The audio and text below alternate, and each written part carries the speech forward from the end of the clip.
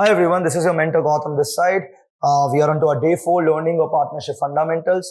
जिन्होंने day 1, day 2, day 3 नहीं देखा, please go and check out our YouTube channel as well as my personal Insta page. Do like and share our page and do subscribe to our YouTube channel to stay updated with all the relevant contents for your preparation for your academics. So start करते हैं अपन day 4 का learning for partnership fundamentals. So चलिए अभी तक मैंने क्या पढ़ाया नहीं पढ़ाया एक बार उसका डिस्कशन क्विक कर लेते हैं क्लियरली एकदम, और आज एकदम क्लियर हेड से सब समझ लेते हैं कि अभी करना क्या है इस चैप्टर में. तो यार ट्रेडिंग अकाउंट बनाया जाता है to which helps us to calculate gross profit. PNL account बनाया जाता है which helps us to calculate net profit. ये नेट प्रॉफिट तक आपने कैलकुलेट कर लिया है कैलकुलेट, ये आपने क्लास 11 में सीख लिया था. अब क्लास 11 पता है हमें क्या बोलता था कि जो भी नेट प्रॉफिट होगा वो ओनर के कैपिटल में जाके प्लस कर दिया जाएगा. जितना भी नेट प्रॉफिट होगा वो ओनर के कैपिटल में जाके प्लस कर दिया जाएगा, क्योंकि ओनर एक ही होता था. पर now we are into what business, partnership business, जिसमें ओनर या तो दो है या दो से ज्यादा है. तो ये जो भी नेट प्रॉफिट होगा ये दो या दो से ज्यादा लोगों के बीच में जाएगा मेरा भाई. तो ये नेट प्रॉफिट इस दो या दो से ज्यादा लोगों के बीच में बांटा जाएगा. समझ में आ रहा है? तो ये नेट प्रॉफिट ये दो या दो से ज्यादा लोगों के बीच में कैसे बटेगा, this has to be mentioned in the partnership deed. So अगर पार्टनरशिप डीड कुछ नहीं बोलता है तो ये दो या जो दो पार्टनर है उनके बीच में नेट प्रॉफिट सीधा प्रॉफिट के रेशियो में बांट दिया जाएगा. पर आपको अगर मेरा डे 2 याद है, अगर मैं नेट प्रॉफिट सीधा पीएसआर में बांट दूं 1:1, तो मानो अगर कोई पार्टनर का कैपिटल ज्यादा है तो उसको खराब लगेगा. भाई मैंने ज्यादा कैपिटल लगाया पर प्रॉफिट बराबर बटा, ये तो खराब बात है भाई. किसी पार्टनर का काम ज्यादा हो रहा है और उसको सैलरी नहीं मिल रहा है तो उसको खराब लगेगा कि प्रॉफिट तो बराबर बट रहा है. भाई ये तो अनफेयर काम हो गया मेरे लिए. आपको याद होगा मैंने क्या बोला था, trading account helps us to calculate gross profit, PNL account helps us to calculate net profit. अब ये नेट प्रॉफिट इन पार्टनर लोग के बीच में बटेगा, पर जब ये नेट प्रॉफिट पार्टनर लोग के बीच में बटेगा ना तो हम लोग इसको डायरेक्टली पीएसआर में नहीं बांटेगा. हम लोग इस नेट प्रॉफिट को पार्टनर लोग को इस तरीका से देगा जैसे उन दोनों ने मिलकर डिसाइड किया है, and that is written in the partnership deed. ठीक है, अब दो वर्ड पहले जानता है फिर क्लास को आगे बढ़ाएगा और फिर इस चीज को वापस इकट्ठा करेगा. जो भी चीज हम लोग को पे करना पड़ता है to an outsider, anything that is paid to an outsider irrespective of profit or loss is called as a charge item. कोई भी चीज जो हम लोग को आउटसाइडर को पे करना है, that item is called as a charge item and that has to be paid irrespective of profit or loss. फिर से बोलता हूं मैं अपने golden words. Anything that has to be paid to an outsider, anything that has to be paid to an outsider, anything that has to be paid to an outsider irrespective of profit or loss, anything that has to be paid to an outsider irrespective of profit or loss is called as a charge item. और ये सारा charge item PNL में जाता है. मेरा staff का salary, मेरा rent, मेरा electricity bill, all of this has to be paid irrespective of profit or loss. मैं रिपीट करूंगा अपना words. Anything that has to be paid to a partner irrespective of profit or loss, anything that has to be paid to a partner irrespective of profit or loss, anything that has to be paid to a partner irrespective of profit or loss is called as a charge item, is called as a charge item. सारा charge item PNL में जाता है. तो PNL account में से आपने जो net profit निकाला है उस नेट प्रॉफिट में से सारा चार्ज आइटम ऑलरेडी एडजस्टेड है, सारा चार्ज आइटम ऑलरेडी एडजस्टेड है. The net profit has been arrived after deducting all the charge items. ठीक है मेरा भाई. अब ये जो नेट प्रॉफिट है पार्टनर लोग को देना है, तो पार्टनर लोग को जो अपने को नेट प्रॉफिट देना है, this will be appropriated, this will be appropriated as per the terms and conditions of partnership deed. और पार्टनर लोग को अब जो भी रुपया देगा, all of that amount is called as an appropriation item which will be paid only at the time of profit. तो समझना मैं क्या बोल रहा हूं. पहले दो वर्ड याद कर लो आप. सबसे पहले any item that has to be paid, any item that has to be paid irrespective of profit or loss, any item that has to be paid irrespective of profit or loss is called as a charge item. ठीक है यार. any item that has to be paid only at the time of profit, any item that has to be paid only at the time of profit, they are called as an appropriation item. ठीक है यार, तो appropriation item word का मतलब something that will be paid only at the time of profit. charge item का मतलब which has to be paid irrespective of profit or loss. तो अपने धंधे में सबसे पहले हम लोग क्या अकाउंट बनाते हैं? Trading account, which helps us to calculate gross profit. ये ग्रॉस प्रॉफिट कैसे कैलकुलेट होता होगा? Sales minus COGS, cost of goods sold. तो जितना का गुड्स बेचा है आपने उसका कॉस्ट क्या है वो माइनस कर दो तो आपको ग्रॉस प्रॉफिट मिल जाएगा. ठीक है, फिर हम लोग एक अकाउंट और बनाएंगे, P&L account, which will help us to calculate net profit. ये नेट प्रॉफिट कैसे आता होगा? इस ग्रॉस प्रॉफिट में से वी सबट्रैक्ट ऑल एक्सपेंसेस. जो भी खर्चा गुड्स बनाने में नहीं लगा है, गुड्स बनाने के बाद लगा है. फॉर एग्जांपल ऑफिस का खर्चा, देखो फैक्ट्री का सारा खर्चा COGS में जाएगा, क्लास 11 बेसिक्स. तो अभी के लिए ऐसे मान लो कि जो भी खर्चा सब माइनस होगा. एंड यही खर्चा को पता है हम लोग क्या आइटम बोलता है? Charge item. दैट मीन्स ये खर्चा वो है that has to be paid irrespective of profit or loss. And ये सारा चार्ज आइटम किस अकाउंट में जा रहा है? P&L account. ठीक है यहां तक?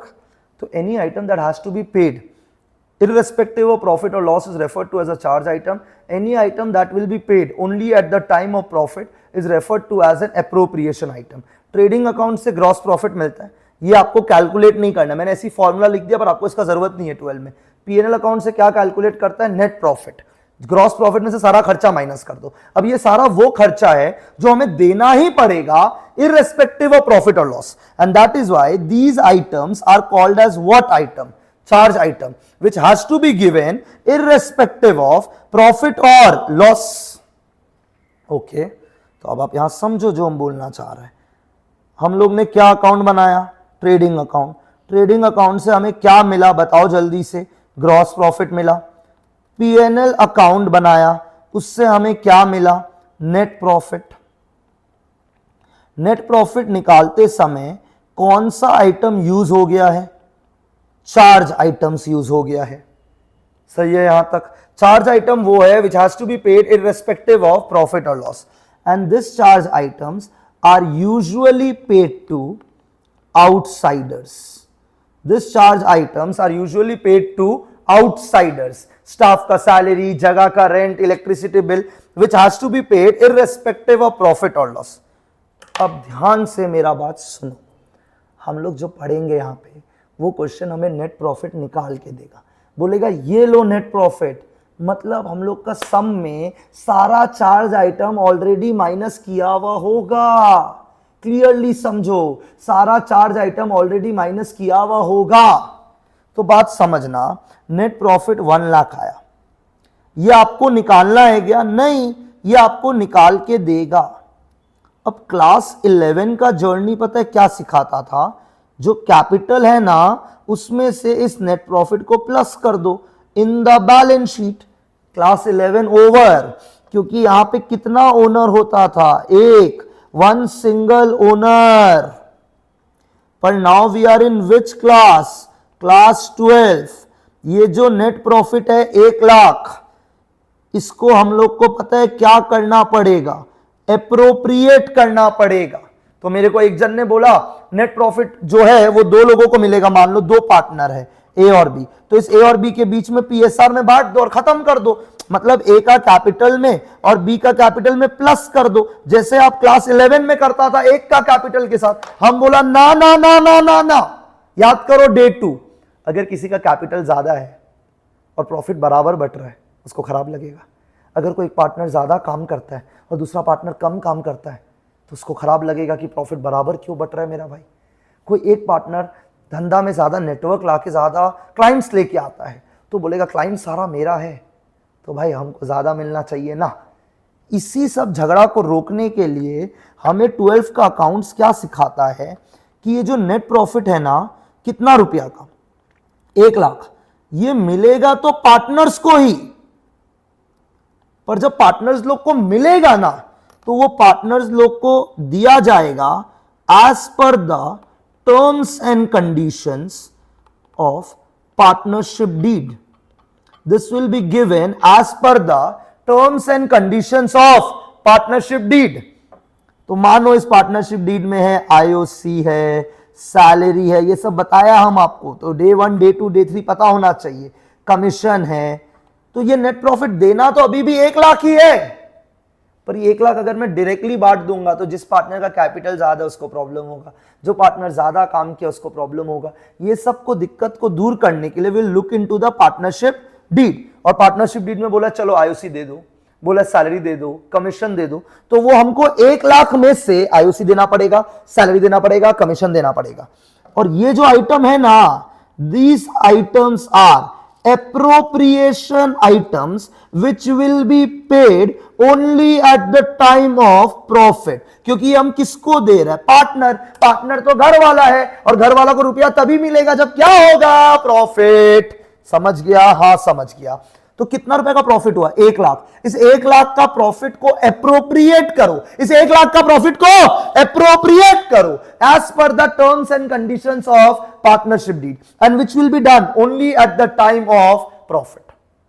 And that is why IOC, salary, commission और व्हाट आइटम? Appropriation item. अब ये जो लाइन में बोला ना बहुत इंपॉर्टेंट है. तो हम लोग ने कितना नेट प्रॉफिट कमाया? 1 लाख, जिसमें से सारा चार्ज आइटम माइनस हो चुका है. जितना पेमेंट बाहर वाला को तो करना कर दिया. अब ये जो नेट प्रॉफिट का बक्सा है ये ओनर लोग को बिलोंग करता है, ए और बी को. तो जब ये नेट प्रॉफिट ए और बी को मिलेगा तो डायरेक्टली हम इस नेट प्रॉफिट को पीएसआर में नहीं बांटेगा मेरा भाई. हम इस नेट प्रॉफिट को ए और बी को देगा in the form of what? IOC, salary, commission, जैसा पार्टनरशिप डीड में लिखा हुआ होगा. तो इस 1 लाख का हिसाब करेगा हम लोग, जब हम लोग पार्टनर लोग को देगा तो हम लोग ये 1 लाख का हिसाब करेगा. इसके लिए हम लोग एक अकाउंट बनाएगा called as P&L appropriation account, which will be prepared only at the time of profit, which will be prepared only at the time of profit.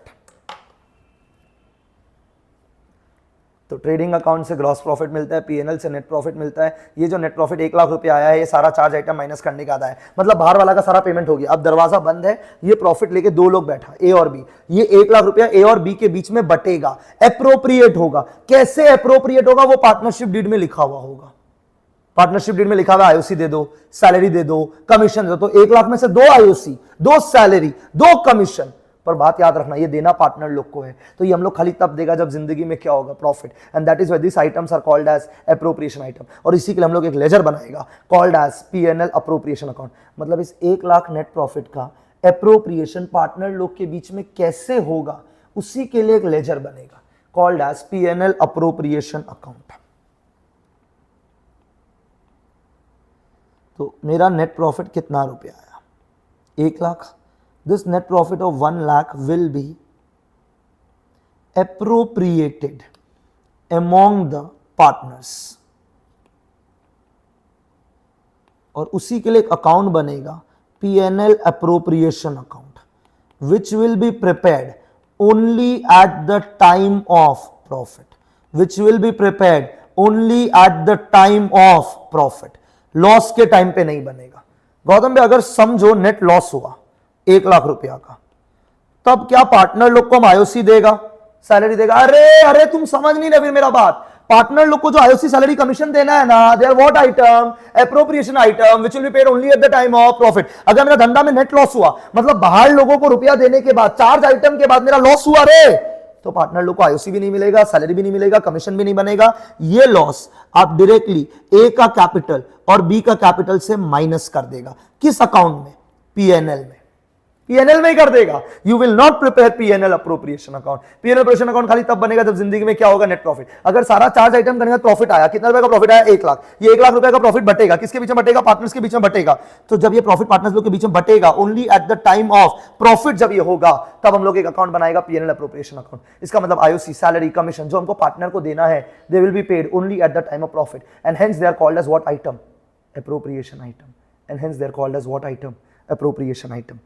तो फ्लो चार्ट समझ लो. सबसे पहले क्या अकाउंट बनता है?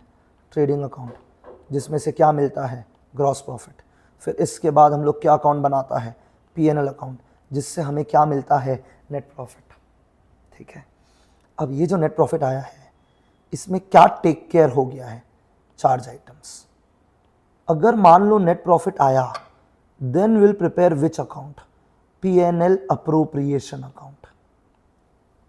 और इस P&L अप्रोप्रिएशन अकाउंट में हम लोग IOC का हिसाब करेगा, सैलरी का हिसाब करेगा, कमीशन का हिसाब करेगा, और भी वर्ड डाल रहा है अब हम, रिजर्व होगा और वर्ड होगा, IOD होगा। ये सब करने के बाद जो प्रॉफिट बचेगा, that profit is called as divisible profit. और फिर ये ए का कैपिटल और बी का कैपिटल में जाके प्लस हो जाएगा इन द PSR। ये हमारा जर्नी है। IOC, salary, commission, reserve, IOD, this are what item, appropriation item which will be done at the time of profit only. अगर मानो P&L अकाउंट से नेट लॉस आया, तो फिर ये लॉस P&L से ही ए का कैपिटल और बी का कैपिटल में जाके माइनस हो जाएगा इन द PSR। तब IOC, सैलरी, कमीशन का कोई गाना नहीं है। तो अभी जब हम लोग आगे मूव फॉरवर्ड करेंगे गाइस, तो हम लोग एज्यूम करेंगे हमारा नेट प्रॉफिट आया है मान लो 5 लाख रुपया। अब ये नेट प्रॉफिट 5 लाख रुपया पार्टनर्स लोग के बीच में कैसे अप्रोप्रिएट करेंगे अपन, कैसे अप्रोप्रिएट करेंगे? By reading the partnership deed, by reading the partnership deed. यही हमारा सिलेबस है और इसी का हिसाब रखने के लिए एक अकाउंट बनेगा, P&L अप्रोप्रिएशन अकाउंट। सो ट्रेडिंग अकाउंट से ग्रॉस प्रॉफिट मिलता है, P&L अकाउंट से नेट प्रॉफिट मिलता है, नेट प्रॉफिट में से सारा चार्ज आइटम सब्ट्रैक्ट हो गया होगा। अब अगर ये नेट प्रॉफिट आएगा तो ये नेट प्रॉफिट पार्टनर्स लोग के बीच में अप्रोप्रिएट होगा। तो हम लोग के पार्टनर लोग के बीच में कैसे अप्रोप्रिएट करेगा, this is mention in the partnership deed. तो मान लो पार्टनर्स लोग IOC देना है, सैलरी देना है, कमीशन देना है, 2 वर्ड और डाला, रिजर्व और IOD। ये सब करने के बाद जो प्रॉफिट बचेगा, that profit is called as divisible profit, और फिर वो प्रॉफिट PSR में बांट दिया जाएगा। ये जो IOC, सैलरी, कमीशन जो हम लोग पार्टनर्स लोग को 1 लाख रुपया अलग अलग तरीके से दे रहे हैं, इसका हिसाब रखने के लिए एक लेजर बनेगा called as P&L appropriation account. तो हमारा understanding of the chapter is very simple. Anything that is paid to a partner is called as a charge item. Anything that is paid to an outsider is called as a charge, I am really sorry, anything that is paid to a outsider is called as a charge item. वो सारा charge item P&L में जाएगा। Anything that is paid to a partner is called as an appropriation item, और वो सारा का सारा जाएगा P&L अप्रोप्रिएशन अकाउंट में। तो कंक्लूड करते हैं, मैंने आज क्या बोला। हमें क्वेश्चन क्या निकाल के देगा, नेट प्रॉफिट। हमें इस नेट प्रॉफिट को अप्रोप्रिएट करना है पार्टनर्स लोग के बीच में। हमें इस नेट प्रॉफिट को अप्रोप्रिएट करना है पार्टनर्स लोग के बीच में। अब ये नेट प्रॉफिट पार्टनर्स लोग के बीच में कैसे अप्रोप्रिएट होगा, this is mentioned in the partnership deed, this is mentioned in the partnership deed. और उसी के लिए हम लोग एक लेजर बनाएंगे called as P&L appropriation account. क्या लेजर बनाएंगे? P&L appropriation account. समझ में आ गया? P&L अप्रोप्रिएशन अकाउंट खाली तब बनेगा जब जिंदगी में प्रॉफिट होगा। तो आपका क्वेश्चन कैसा दिखेगा समझना। द क्वेश्चन में गिवन होगा नेट प्रॉफिट। अगर नेट प्रॉफिट है, इसका मतलब all charge items are done, सारा चार्ज आइटम हो गया होगा। और अगर नेट प्रॉफिट है तो हमें इस नेट प्रॉफिट को क्या करना है? एप्रोप्रिएट करना है। मतलब जो नेट प्रॉफिट है वो पार्टनर लोग को देना है। किस किस फॉर्म में देना है? IOC, salary, commission, reserve, IOD, कुछ ऐसा ऐसा करना है हम लोग को। और फिर ये सब करने के बाद जो प्रॉफिट आएगा, that profit will be called as divisible profit. और ये सब करने के लिए तो हम लोग एक अकाउंट बनाया है, P&L अप्रोप्रिएशन अकाउंट। अब आगे जाके हमको आपको सिखाना है IOC क्या होता है, सैलरी क्या होता है, कमीशन क्या होता है, रिजर्व क्या होता है, IOD क्या होता है। जब ये सीख जाएगा तो हम लोग ये सब सीख गया तो फिर क्या करेगा, नेट प्रॉफिट क्वेश्चन में दिया हुआ रहेगा, आप IOC, salary, commission, reserve, IOD निकाल लेना। वो निकालने के बाद हम लोग का जो डिविजिबल प्रॉफिट आएगा उसको बांट देना, और इन सबको एक लेजर में डालना है, और उस लेजर का नाम है P&L अप्रोप्रिएशन अकाउंट। क्या आपको चैप्टर का इमेजिनेशन आ गया है गाइस कि चैप्टर सिंपल है। क्वेश्चन हमें नेट प्रॉफिट निकाल के देगा, इस नेट प्रॉफिट को हमें पार्टनर्स लोग के बीच में अप्रोप्रिएट करना है। कैसे अप्रोप्रिएट करना है? जैसे पार्टनरशिप डीड बोलेगा। और अप्रोप्रिएट करने के लिए हम लोग एक अकाउंट बनाएगा called as P&L appropriation account, which will be prepared only at the time of profit. ठीक है, अब यही है हमारा आज का डे 4। अब हम अभी एक चीज़ एकदम क्लियर बोल देते हैं, डे 1, डे 2, डे 3, डे 4 का कंटेंट एक बार पूरा रिवाइज कर लो, क्योंकि जब मैं डे 5 जाऊंगा ना, मैं रिविजन नहीं करवाऊंगा, मैं सीधा लिखूंगा टॉपिक नंबर 1 IOC, और मैं शुरुआत कर दूंगा कि भाई IOC सीख लो पूरा, फिर सैलरी सीख लो, फिर कमीशन सीख लो, और फिर सबको जोड़ के एक सम कर लो called as P&L appropriation account, and then we are done. क्या आपको ये फ्लो समझ आ गया? मेरे हिसाब से आपको सबको समझ में आना चाहिए। तो आज के लिए इतना ही गाइस। आई होप आप लोगों को कंसेप्ट क्लियर है। अगर कुछ भी डाउट होता है, ठीक है, तो you can reach out to me, you guys know that, ठीक है। एंड पर्सनली स्पीकिंग कि डे 1, डे 2, डे 3, डे 4 का रिविजन ज़रूरी है, तो अच्छे से रिवाइज करिएगा। In the meanwhile stay tuned with us, do follow our channel, ठीक है, do subscribe to our YouTube as well for stay updated for the content. That's it from my side. Thank you so much guys. Happy learning. See you in day 5.